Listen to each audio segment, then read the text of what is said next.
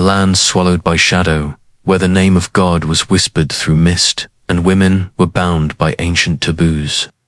A strange belief took root and thrived for centuries, that inside a woman's body lived a creature of flesh, a silent beast, with no eyes and no voice.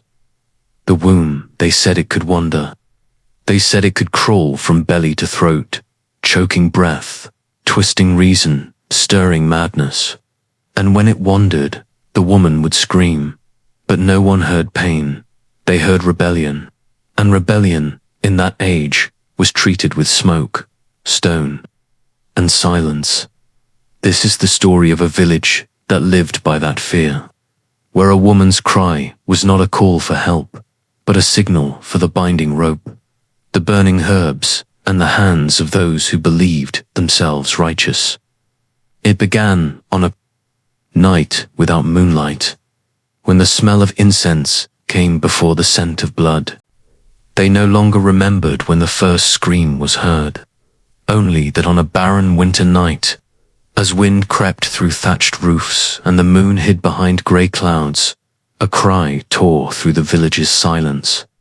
It was not the wail of a child, nor the howl of a beast, but the sound of a soul being split in two. A young woman named Ellsworth was found collapsed on the cold floor of her cottage. Her body convulsed, eyes rolled back, mouth spewing broken sounds that didn't resemble language. Her stomach heaved violently, and her hands clawed at her abdomen as if trying to rip something out. Those who saw her said she moved like a puppet with its strings twisted by unseen hands. The villagers gathered. They stood at the doorway, clutching prayer beads, making the sign of the cross, whispering a phrase passed down from their ancestors. Her womb has gone wandering. No one asked why. No one questioned whether Ellsworth had suffered grief, starvation, or fear. They didn't look at her life. They looked only at the body writhing on the ground and applied an old belief that had outlived kingdoms and kings, that inside every woman lived a creature, a womb capable of movement. If a woman cried too long, fainted in daylight, raged, without cause, or screamed into the night, it was not madness. It was rebellion from within. They believed the womb could slither upwards, pressing against the lungs, choking breath, coiling round the heart, even climbing to the brain to cause delirium. The cure was not kindness. It was control. A healer was summoned from a small monastery deep in the woods. He brought no medicine, no scalpel, no water blessed by science. What he carried was a brass censer, a bundle of sharp-scented herbs, a long linen cloth, and a worn book of Latin scripture. Ellsworth was laid on a wooden table. Her wrists and ankles were bound tightly to keep her from harming herself. Beneath her, the healer lit the censer, letting its smoke rise between her legs. The belief was simple. The womb, being repulsed by strong smells, would retreat to its rightful place. They stuffed cloth into her mouth to quiet the screams, placed cold stones on her chest to anchor the heart, and began to chant. The ritual lasted nearly 3 hours. Her body twisted. The smoke wrapped around her skin like invisible chains. No one flinched. No one stopped. When it was done, she lay motionless, her limbs slack like old straw. Her eyes remained open, but they no longer reflected firelight. They said the womb had been tamed, that she would sleep now, and if fate was merciful, she would wake like a proper woman. No crying, no trembling, no resistance to the order of men and God. The next day, she no longer spoke. She didn't weep. She simply stared upward into the beams blackened by soot. The village called it peace. But that same night, another woman began to cough. Then another. By week's end, 5 women were tied to beds, their bodies shaking in strange rhythms. No one spoke of illness. They spoke of wombs moving in packs, and more brass censers were brought from the monastery. By the second week, the village no longer questioned what was happening. They accepted it, like they accepted the cold, or the hunger, or the way the church bell sometimes rang on its own in the wind. The women were not sick, they said. They were being claimed inside their homes. Mothers and daughters trembled with locked jaws and trembling limbs. Some lost their voices. Some laughed without reason. Some scratched at the walls until their fingernails bled. The villagers called it the season of wandering. They believed the wombs had grown restless, angered by sin, stirred by disobedience, or perhaps merely bored. The healer returned, not alone this time, but with 2 apprentices and a small cart filled with tools. They carried censers, ropes, cloths, polished stones, and a new set of books, one bound in red leather that had no title, only a single symbol scorched into its cover. The rituals were no longer done in secret. They were held in the church, beneath the wooden cross, surrounded by rows of flickering candles and the silent approval of holy eyes. One by one, the afflicted women were brought forth. Their names were spoken aloud only once, before being stripped of meaning. From that point forward, they were bodies, vessels, and vessels could be cleansed. Smoke filled the nave. The stench of burning herbs mingled with sweat and fear. The women were bound to wooden frames, arms and legs splayed, heads tilted back to keep them from choking. Some thrashed and screamed. Some fell limp at the first touch of fire-heated stone.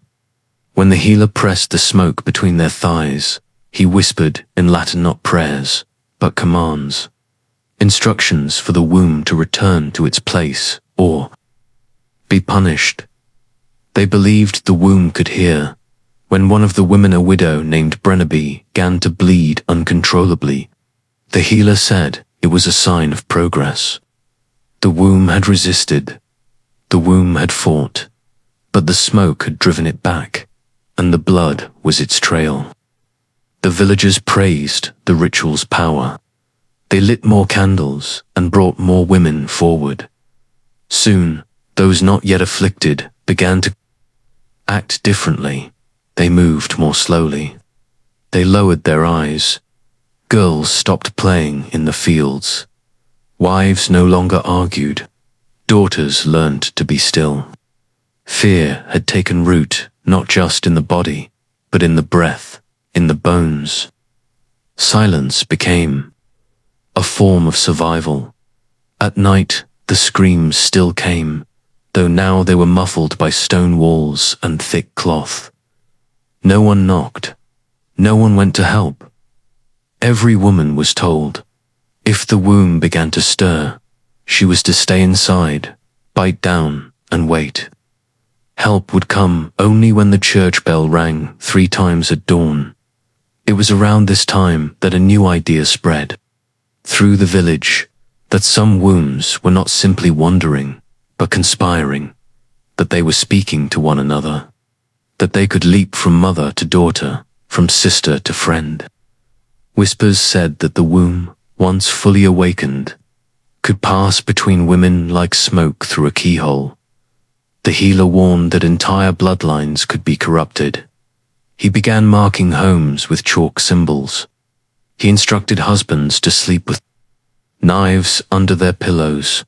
He gave sermons on purity, stillness, and the dangers of women who read or dreamed, or stared too long into the fire.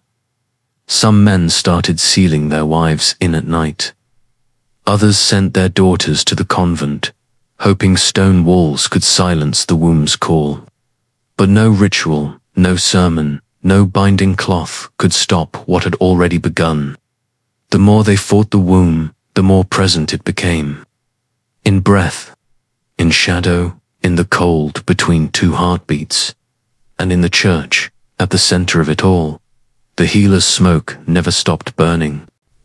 Winter deepened, and the frost grew thick upon the church windows. Smoke lingered in the air even when no fires burned. Inside homes, women slept with hands pressed against their stomachs, as though trying to hold something in place.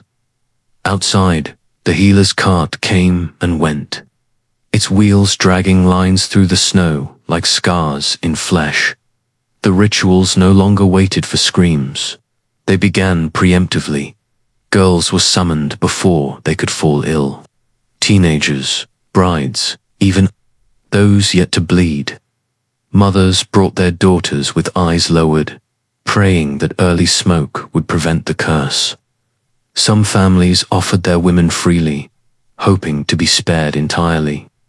The church steps grew slick with melted wax and boot prints, soaked in snow and blood in the nave.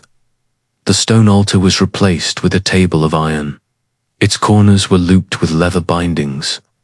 The healer no longer whispered commands to the womb, he shouted them.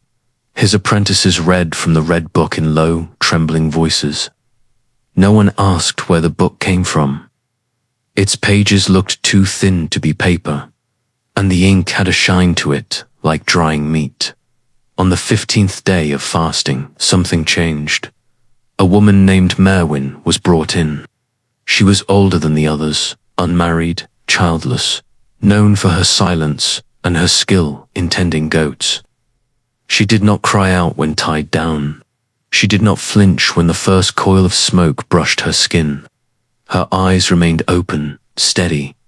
The healer increased the smoke. He heated the stones longer. Still, Merwin did not move. The apprentices hesitated. The villagers whispered. The healer's face twisted in something colder than anger, fear. He reached for a new tool, something sharp and silver, kept wrapped in cloths until now. He declared that if the womb would not return, it must be cut out. Better a barren woman than a possessed one. But before steel could touch skin, Merwin spoke. Only one sentence. No one remembered the words, only the sound. A voice deep, quiet, like something waking beneath the earth. At that moment, every candle in the church guttered. The smoke stopped rising, and, for the first time in weeks, silence did not feel safe. It felt watched. Merwin's body convulsed once, then lay still. The healer stepped back. He said the womb had fled, or perhaps died, that she would no longer be a threat, but her eyes remained open. And when the villagers left the church, some swore they saw her lips move, though no breath followed. That night, the healer's cart overturned on the road. One of the apprentices was found in the woods the next morning, his chest caved inward as if crushed from within. The other apprentice disappeared entirely. In the days that followed, more women began to speak in the night. Not scream, speak. Whispered words in no known tongue. Some carved symbols into the walls with broken fingernails. Others bled from the nose while smiling faintly, their hands resting calmly on their bellies. The healer barricaded himself inside the church. He burned every book except the red one. Villagers brought food to his door but dared not enter. No new rituals were performed. No more censers lit. No more stones pressed against trembling skin. Instead, the village waited. For what, they did not know, but they began to sense it. A presence beneath the ground, a pulse in the soil. The wind, once sharp and cold, now carried a hum. And beneath their feet, the earth no longer felt solid. It felt hollow, as if something inside had begun to move. The church door remained shut. Smoke no longer drifted from its chimney, and the red book no longer left its place atop the altar. The healer did not emerge. His voice was not heard. Some whispered that he had gone blind. Others believed he had begun to speak in the same strange tongue as the women. None dared knock. The village had grown unnaturally quiet. Children no longer played. Men spoke in hushed tones. The women did not scream anymore, but they did not return to what they were. They moved with too much calm. They watched too closely. They stood too long by the edge of the woods, barefoot in the frost, eyes tilted towards something unseen. No one called it an illness now. No one called it a curse. There were no names left that could hold it. One night, without warning, the ground split. It was not an earthquake. The earth did not shake. Instead, it opened slowly, deliberately, in the center of the village, where the old well had stood. Stones dropped inward like teeth, loosening in an ancient jaw. The air turned warm, sweet, then foul. Dot from the crack. A sound rose, not loud, but deep. It was the sound of breath through flesh, of organ shifting, of something alive beneath centuries of dirt. The villagers gathered, but they did not run. They did not scream. Not even when the healer stumbled from the church, naked and wild-eyed, dragging the red book behind him like a leash. He fell to his knees beside the opening and began to speak in the same choked syllables the women had once whispered. Then he went silent, dropped the book, and fell headfirst into the hollow. No one moved to stop him. The well remained open for 3 days. During that time, the women of the village gathered in silence. They stood around the mouth of the wound in the earth, never sleeping, never speaking.